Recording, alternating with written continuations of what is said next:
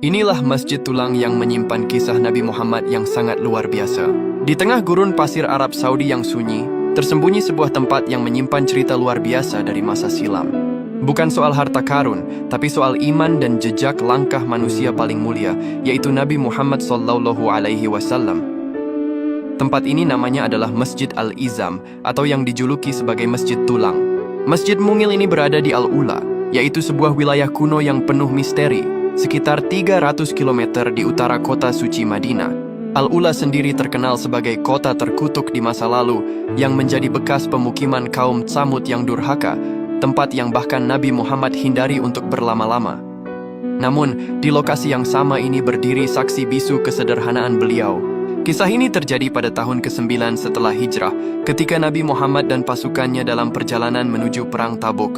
Mereka singgah di daerah Al-Ula yang gersang. Saat waktu sholat tiba, tantangannya adalah bagaimana menentukan arah kiblat di tengah gurun tanpa kompas atau penanda yang jelas. Nabi Muhammad kemudian mencari penanda. Karena tidak menemukan batu atau kayu yang pas, beliau menggunakan tulang atau izam sebagai penanda arah kiblat sementara. Penduduk lokal yang terinspirasi oleh momen sakral itu kemudian membangun sebuah masjid kecil di titik yang sama.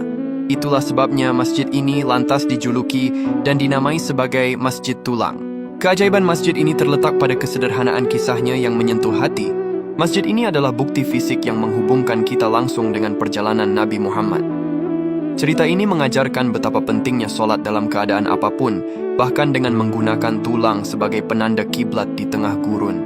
Meskipun sederhana, masjid ini menarik perhatian wisatawan dan peziarah dari seluruh dunia yang ingin merasakan kedekatan spiritual dengan masa lalu Islam yang agung.